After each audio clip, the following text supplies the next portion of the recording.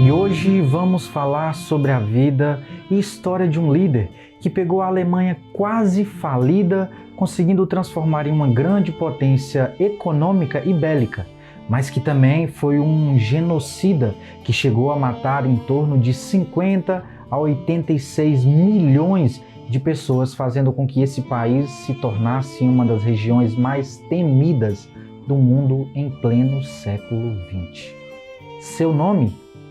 Adolf Hitler, um líder alemão que governou com mãos de ferro e que foi o principal responsável pela Segunda Guerra Mundial. Mas antes, se você tem gostado dos nossos conteúdos, não deixe de dar o seu joinha, se inscrever e compartilhar para o máximo de pessoas que puder. A sua ajuda é muito importante para o nosso crescimento. Deixem aqui sugestões de conteúdo nos comentários. Sejam todos bem-vindos, eu sou o Breno e este é o canal Sociedade Metaverso. Das war ein Befehl! Der Angriff Steiners war ein Befehl! A história de vida de Hitler era um pouco complicada, porém rodeada de coisas muito interessantes sobre ele. Por exemplo, ao contrário do que muitos pensam, Hitler não era de origem alemã. Ele nasceu na Áustria, no dia 20 de abril de 1889, região que até então fazia parte do Império Austro-Húngaro. Inicialmente, não era para ele ter nem esse sobrenome. Difícil saber tudo da vida dele com exatidão, já que parece que antes dele morrer, ele queimou tudo como se quisesse apagar todo o seu passado. Só para vocês entenderem, a história começa mais ou menos assim. Seu pai, Alois, era filho legítimo de Mary Ann Schicker-Gruber. Porém, no registro dele não havia o sobrenome de pai. Então ele assumiu o sobrenome da mãe. E em 1842, Mary Ann se casa com um homem chamado Johann Georg Hiedler. Alois então foi criado na família do irmão do seu padrasto. E em 1876, o pai de Hitler foi legitimado e seu registro de batismo oficializado por um padre, fazendo com que Johann Georg Hiedler o reconhecesse como pai. Então ele foi registrado como Hitler, sendo como se fosse um pequeno erro de digitação em cartório. A partir daí, Alois assumiu o sobrenome do seu padrasto. Algo curioso que permeia nessa história é de que houveram boatos que o avô biológico de Hitler fosse de família judia. Isso porque a sua mãe foi trabalhar em uma casa de judeus. Lá acabou se envolvendo com um dos jovens de 19 anos da família e eis que nasce Alois. Mas isso não é nada comprovado por historiadores. Ele era um dos 6 filhos nascidos de Alois Hitler e Clara Pous. 3 dos seus irmãos, Gustav, Ida e Otto, morreram ainda na infância. E quando Hitler tinha apenas 3 anos de idade, a sua família acaba se mudando para Passau, cidade que fica situada na Alemanha. Lá ele adquiriu um dialeto bávaro, que trouxe uma marca reconhecível à sua voz. A família retornou para a Áustria em 1894 e em junho de 1895 seu pai se aposenta. Hitler acabou estudando numa escola pública da região. A mudança para a Áustria contribuiu para aumentar os conflitos entre o pai e o filho, causados pela recusa de Hitler se conformar com a forma disciplinar da escola nova. Aos 8 anos de idade, Hitler começou a ter aulas de canto e chegou a se apresentar no coral da sua igreja. Nesse período, ele queria muito virar padre. Dá para imaginar uma coisa dessa?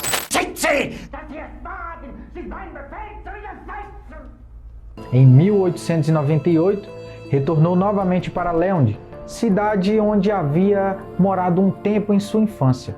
E aos 10 anos, Edmund, seu irmão mais novo, acaba morrendo devido ao sarampo. Isso aí afetou muito Hitler. Ele mudou de uma pessoa confiável, extrovertida e um aluno muito dedicado e cuidadoso para um rapaz calado, introvertido, desapegado e que, sempre que podia, se confrontava com seus pais e professores. Alois, seu pai, era um funcionário público da alfândega e queria muito que Hitler seguisse seus passos. E um detalhe, os dois tinham um gênio bem difícil. Só viviam em pé de guerra. No livro Minha Luta, que Hitler escreveu, ele relatou que esse negócio do seu pai obrigar ele a seguir os seus passos foi um acontecimento que deu origem à oposição de ideia entre os dois. Isso acabou virando uma briga interminável, já que ambos tinham um temperamento forte e ninguém queria dar o braço a torcer. Ignorando totalmente a vontade do filho de frequentar uma escola clássica e se tornar um artista, Alois enviou Hitler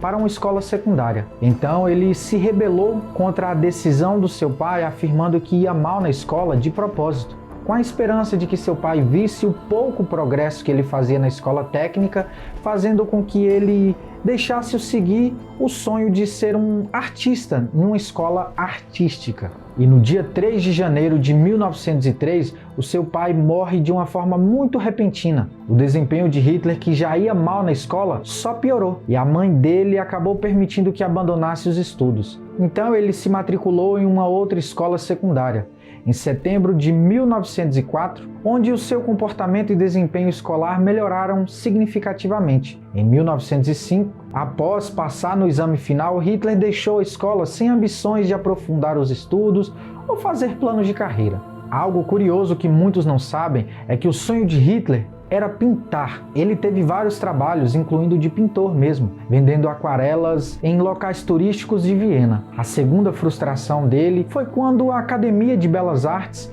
o rejeitou por 2 vezes, em 1907 e em 1908, afirmando que ele era inapto para a pintura. O diretor da academia sugeriu que Hitler estudasse arquitetura, que também era do seu interesse, mas ele não tinha as qualificações acadêmicas, já que não tinha terminado nem a escola secundária.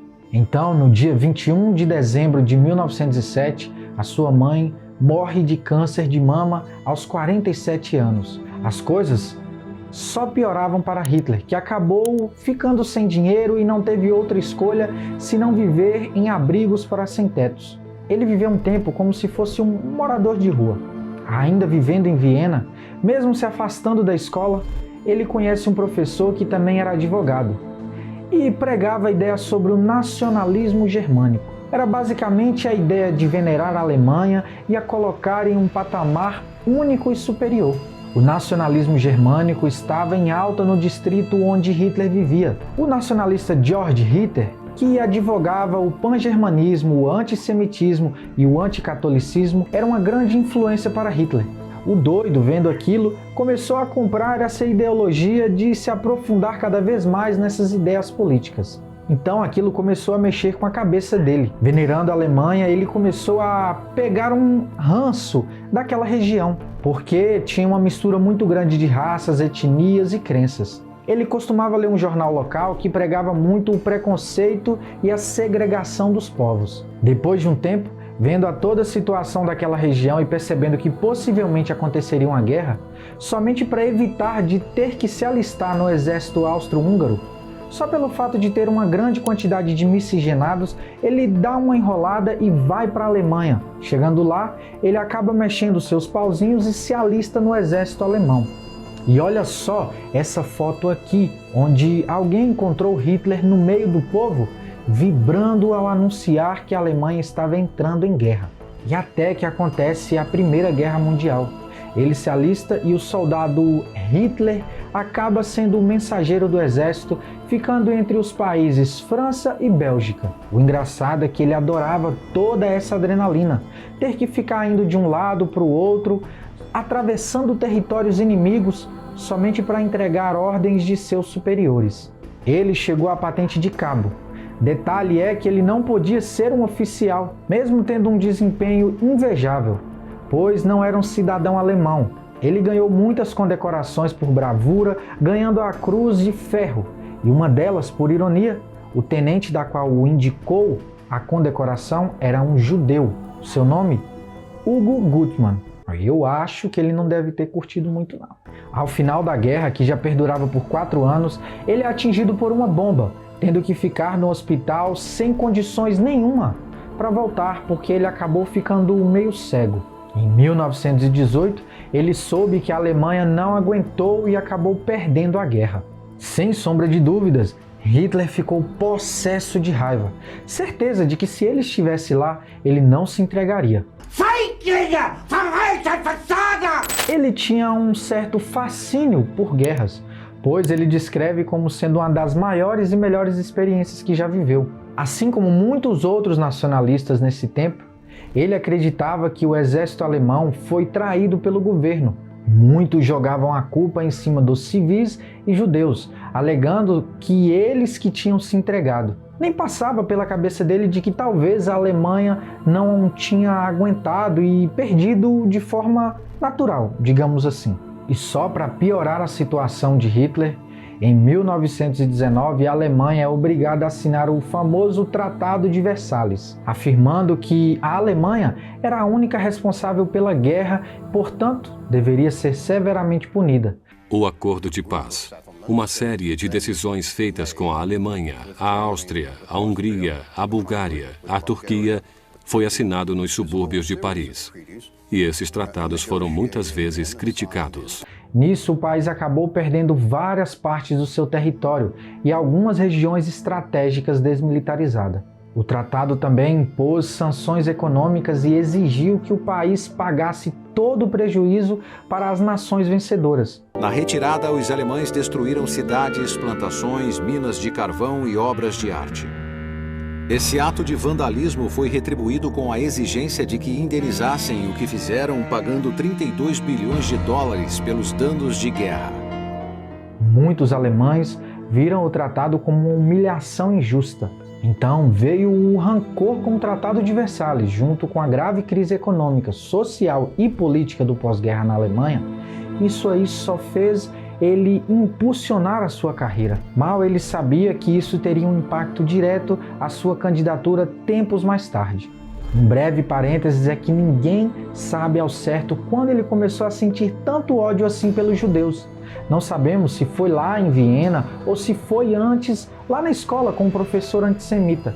Fato é que a sua raiva só aumentou depois da Primeira Guerra. Depois da guerra, ele voltou para Munique trabalhando ainda no exército. Ele recebeu a missão de se infiltrar num partido que tinha acabado de ser criado, que era o Partido dos Trabalhadores Alemães.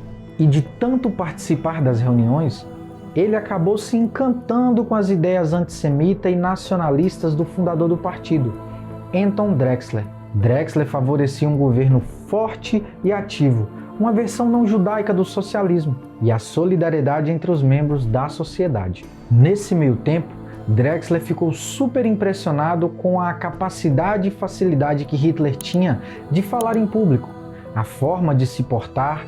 Ele acabou o convidando para fazer parte desse partido. Então, ele acaba aceitando e já inserido no Partido dos Trabalhadores Alemães, ele conhece vários integrantes, inclusive um que fazia parte de uma sociedade secreta chamada Sociedade Ocultista Thule. Eckhart se tornou um dos seus mentores e o levava para conhecer pessoas da alta sociedade. O cara estava com a moral lá em cima. Como uma estratégia de aumentar a popularidade do partido, eles acabaram resolvendo mudar o nome para Partido Socialista dos Trabalhadores Alemães, também chamado como Partido Nazista. Nesse período começa a nascer uma nova Alemanha. O Eckhart, sabendo que havia mudado a nomenclatura do partido, então ele sugere a necessidade de criar um símbolo novo também. Então o seu mentor pede para Hitler pensar e criar em uma nova simbologia. E foi aí que Hitler desenha a famosa suástica nazista. Foi esse símbolo que em 2 décadas acabou se tornando sinônimo de ódio e medo, levando a Alemanha a quase extinguir a sua população. E com o tempo, o partido crescendo, automaticamente Hitler também crescia, se tornando um dos principais nomes do partido. E para piorar a situação, o partido criou a Gestapo, um tipo de milícia. Eles afirmavam que os soldados estavam ali somente para garantir a segurança, mas na verdade eles perseguiam e matavam opositores políticos. Em pouco tempo, o partido cresce 10 vezes mais o número de apoiadores. Tudo isso porque Hitler era muito foda com as palavras. O cara tinha um domínio da oratória, além da sua inteligência, e ele levava a multidão à loucura em seus discursos. Parece que ele sabia a hora para tudo, tipo a hora para explodir, a hora para falar mais calmo, a hora de se erguer e levantar as mãos. Inclusive tem fotos que mostram que Hitler ensaiava muito para os seus discursos e outras dele até mesmo pousando em seus discursos. Ele já estava num patamar muito elevado lá dentro do partido. Ele também tentou meio que dar um golpe de Estado, mas acabou fracassando e sendo preso em novembro de 1923 sob acusação de alta traição. No tempo em que ele estava na prisão, ele escreveu o livro Mein Kampf, que significa Minha Luta, dedicado ao seu mentor da comunidade ocultista. No livro, ele expôs a sua vontade de transformar a Alemanha numa só raça. E em algumas partes do livro, ele chegou a cogitar a possibilidade de um genocídio. Em 29 de outubro de 1929, numa terça-feira, a Bolsa de Valores dos Estados Unidos quebrou. O impacto atingiu o mundo todo, inclusive a Alemanha. Várias empresas fecharam as portas, resultando em milhares de pessoas desempregadas. Os bancos faliram, causando um colapso parcial no sistema financeiro da nação. Hitler e os nazistas tomaram vantagem da situação emergencial para angariar apoio ao partido. Eles prometeram ao povo repudiar o Tratado de Versalhes, fortalecer a economia e garantir empregos e oportunidades. Foi o que Hitler precisava para tomar as rédeas da situação. Ele se candidatou à presidência, mas acabou perdendo e ficando em segundo lugar.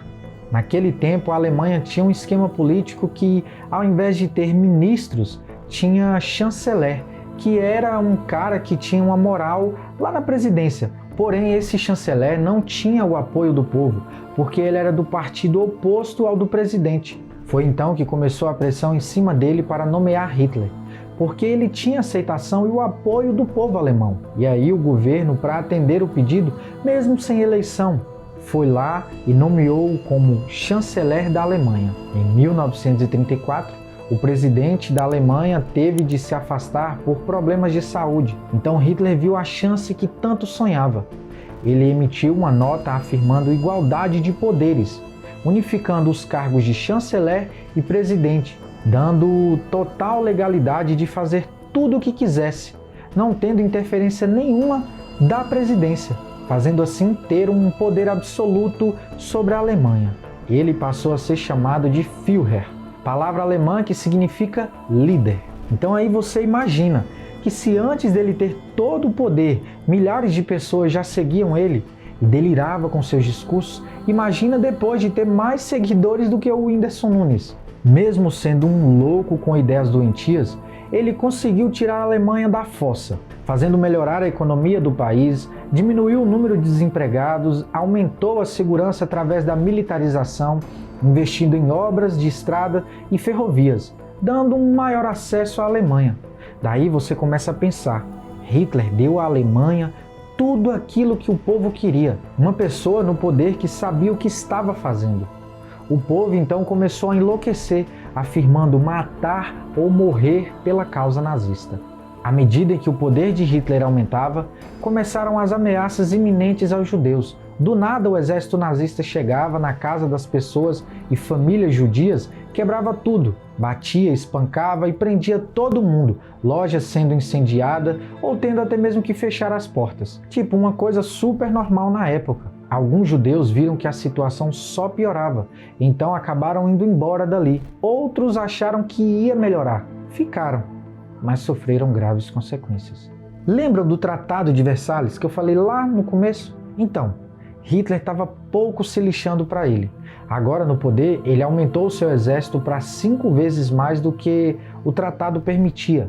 Começou a recuperar territórios que havia perdido na Primeira Guerra e por conta da assinatura do tratado.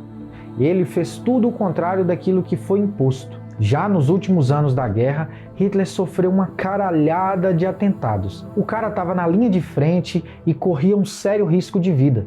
Alguns combatentes do exército já estavam cansados da guerra. Não aguentavam mais todos esses problemas e eles sabiam que a guerra só iria parar se Hitler morresse. Isso aí acabou dando uma enfraquecida no seu governo. Depois de todo esse tempo turbulento, existiram várias teorias sobre a morte de Hitler. Alguns falaram que ele escapou, outros dizem que fugiu para outro país, ficando escondido e morrendo de velhice. A teoria mais aceitável é de que ele se matou em seu bunker com um tiro na cabeça, preferindo morrer ao ficar na mão dos inimigos. A pergunta que ainda paira no ar é: onde foi parar o corpo de Hitler? Hoje, infelizmente, ainda temos resultados impactantes do nazismo pelo mundo todo. Hitler é considerado também um dos maiores psicopatas que já obteve poder político e público, sendo uma ideologia horrível que prega a morte e segregação de um determinado povo. Por isso, é necessário olharmos para trás e analisarmos tudo o que aconteceu para não haver mais erros. E assim termina a história desse cruel ditador. Eu fico por aqui e até uma próxima.